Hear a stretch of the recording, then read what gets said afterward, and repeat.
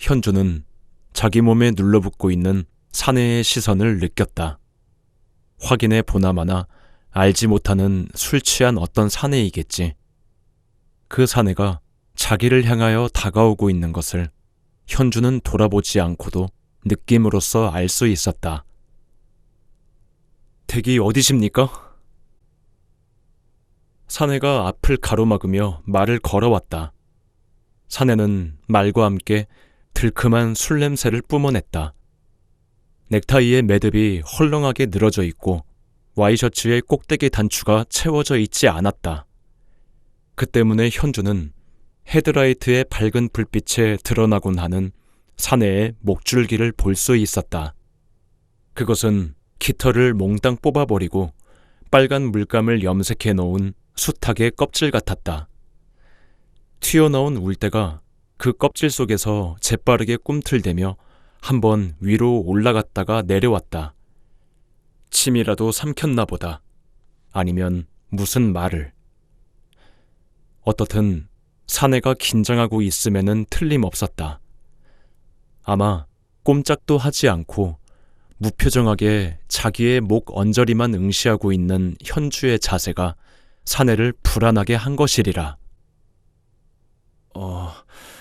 댁이 어디신지, 같은 방향이면 택시 합승을 할까 해서.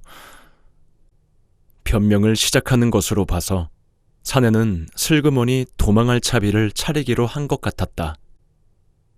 보시다시피 이 시간은 택시도 어차피 합승해야 하니까요. 현주는 사내가 손짓을 과장하여 가리키고 있는 차도를 보는 대신 사내가 손에 들고 있는 서류용 봉투를 보았다. 술집에서는 아마 궁둥이 밑에라도 깔고 앉아 있었던지 그것은 주름투성이로 구겨져 있었다. 시뻘겋고 닭껍질처럼 땀구멍이 오돌토돌 들여다보는 목줄기, 주름투성이로 구겨진 흔해 빠진 누런 대형 봉투, 들큼한 술 냄새, 그리고 헐렁하게 늘어져 있는 넥타이 위의 얼굴이 불안에 떠는 가쁜 숨결을 내뿜고 있었다. 댁이 어디십니까 하며 당당하게 앞을 가로막던 그 음색은 벌써 아니었다. 풋내기다. 사내는 모처럼 용기를 냈겠지. 술의 힘을 빌려서 이 시간, 통금 시간이 머지않은 이 시간이면 종로에 그리고 을지로나 명동 부근의 모든 정류소에서 술 취한 사내들이 자기 근처에 있는 여자의 앞을 가로막는 우연과 만나보려는 저돌적인 몸짓을 사내는 수없이 보아왔겠지. 그리고 한번 흉내 내보았던 것이리라. 여자가 앙칼진 목소리로 욕설을 퍼붓고 피해간다고 해도 그렇다고 해서 미리부터 그런 시도를 해볼 생각도 하지 않는다는 건 그야말로 아무것도 아니다. 어떤 여자가 어떤 남자의 곁을 우연히 지나쳐갔을 뿐이라면 정류소의 이 시간이 다른 시간과 다른 게 무엇이랴. 더구나 짓궂은 장난인 듯이 가장하고 있는 사내들의 그 행위 속에는 대낮의 생활로부터, 이 도시로부터, 자기의 예정된 생활로부터, 자기가 실증이 날 지경으로 잘 알고 있는 자기 자신으로부터 도망해보고 싶은 욕구가 움직이고 있음을 현주는 알고 있는 것이었다. 또 그 여자는 알고 있었다. 도망할 수 있는 사람과 욕구는 있지만 그러지 못하고 마는 사람이 있다는 것을.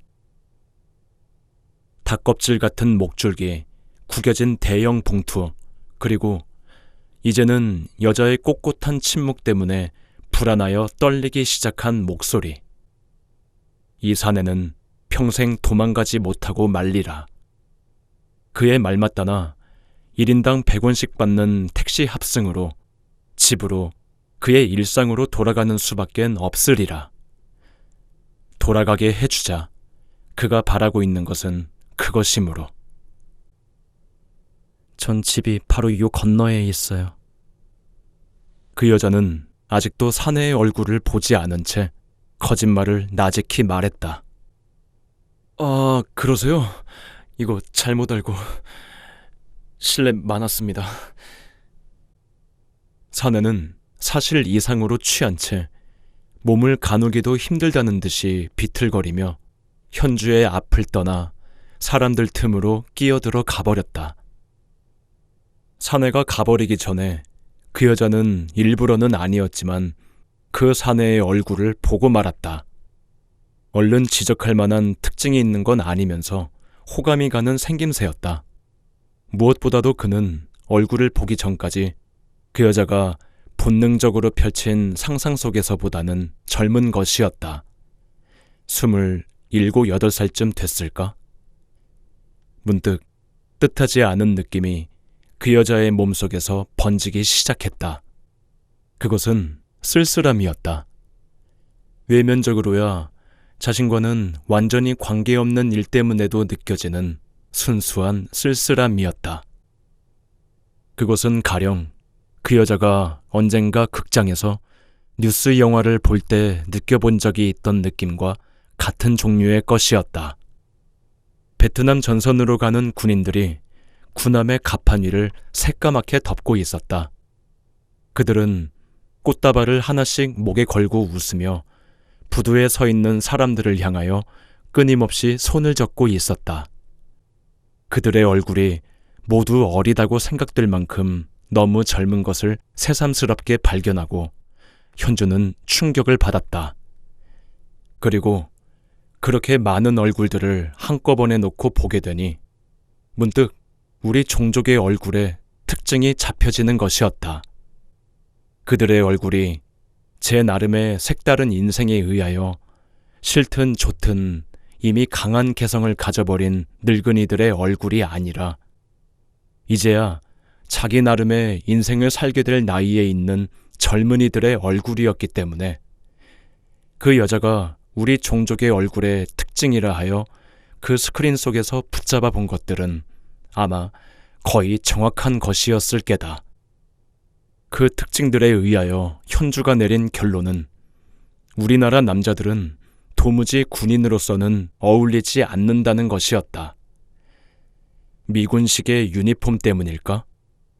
뉴스 영화를 보고 있으면서 그 여자는 집에 돌아가는 대로 곧 한국 남자들이 입어서 군인답게 보일 수 있는 유니폼을 디자인해 봐야겠다고 생각하고 있었다.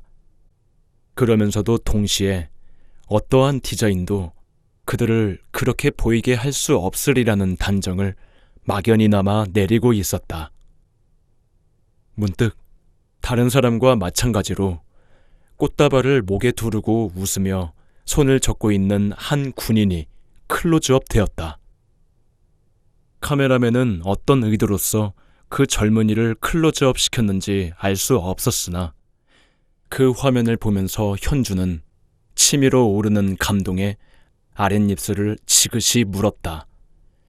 그 화면 속의 인물이야말로 그 여자가 발견한 그 특징들을 가장 잘 구현하고 있는 얼굴이었기 때문이었다. 납작한 이마, 수치 짙은 눈썹, 크지 않은 눈, 광대뼈가 약간 붉어졌으면서도 갸름한 얼굴. 현주는 그 젊은이를 군함에 태워 보내고 싶지 않다는 충동을 느꼈다. 하마터면 화면을 향하여 두 팔을 내밀 뻔하였다. 그러나 화면은 곧 바뀌어서 나부끼는 태극기의 물결로부터 군함은 점점 멀어져 갔다. 그때 그 여자는 지친 듯 허탈해지면서 느릿느릿 밀려드는 쓸쓸한 느낌을 경험하게 되었던 것이다. 마지막 버스를 놓치지 않으려고 이리 뛰고 저리 뛰는 사람들 틈을 걸어가면서 현주는 자기를 붙잡는 사내들의 얼굴은 될 수 있는 대로 보지 않기로 자신에게 약속시켰던 점을 새삼스럽게 다행으로 생각했다. 그 여자가 자기 자신에게 그런 약속을 시킨 맨 처음의 동기는 그 뒤에 그 약속이 나타낸 효과와는 정반대였다. 즉, 밤거리에서 자기에게 말을 걸어오는 사내의 얼굴을 그 여자가 애써 보지 않으려고 하는 이유는 사내에게 용기를 주기 위해서였다.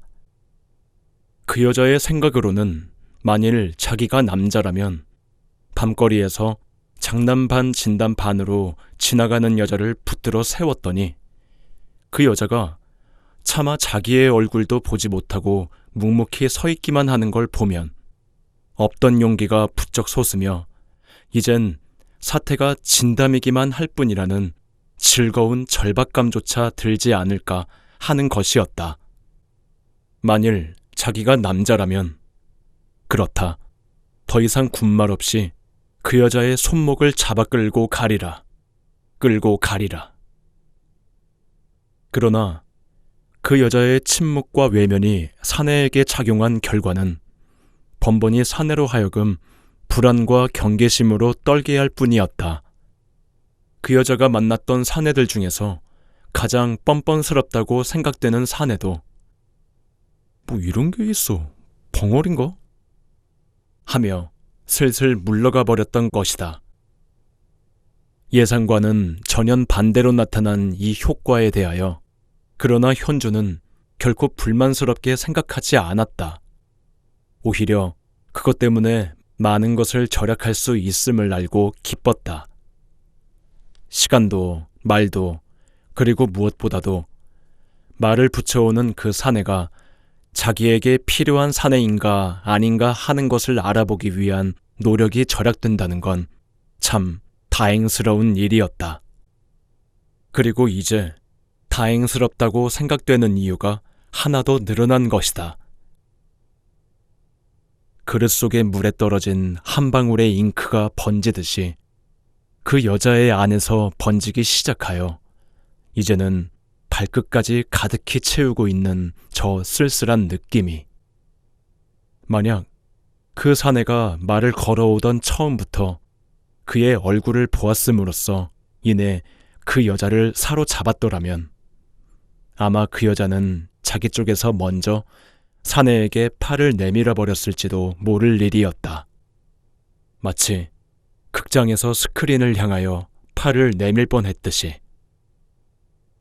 사실 그럴 수 있는 가능성은 있었다.